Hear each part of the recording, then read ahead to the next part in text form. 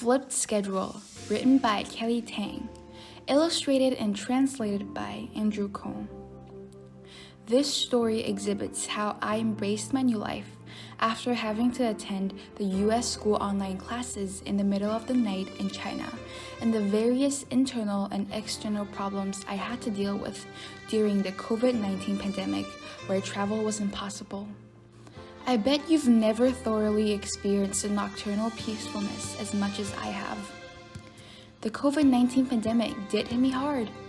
I was going to start a brand new chapter of life at a brand new school in a brand new country, the United States. Everything was well planned until the coronavirus decided that no, not gonna happen.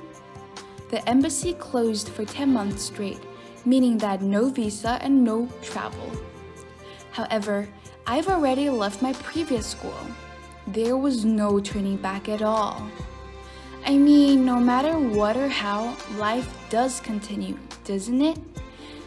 I had to adjust my circadian clock by slowing it down for 14 hours so that I could attend the synchronous online classes in the US from China. I sometimes feel like a psycho. My body and soul have been deliberately ripped apart. One rested on the Asian continent, the other on the North American continent.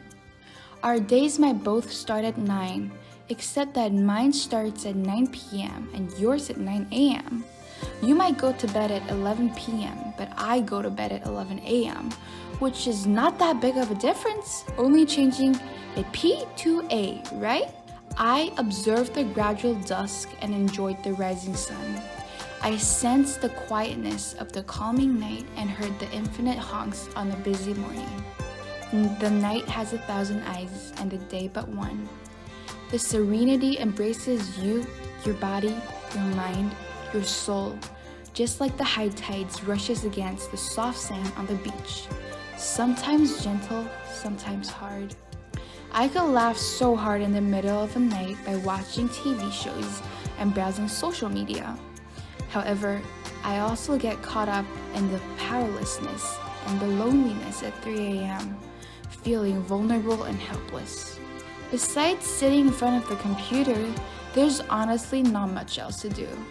Therefore, baking became one of my favorite hobbies during the endless night. The smell of butter mixed with vanilla extract. Whoa, I bet nothing's better. This allowed me to proceed from a clumsy eater to an advanced baker. Cookies, cakes, bread. What haven't I conquered? Everything was tolerable, I guess, at least to a certain extent. Although I did become distanced from some of my friends, I had more time to myself, learning about who I am and what I need. You might be astonished by now. You might have 1,000 questions. Indeed, this once-in-a-lifetime experience has changed me so much. I am genuinely grateful.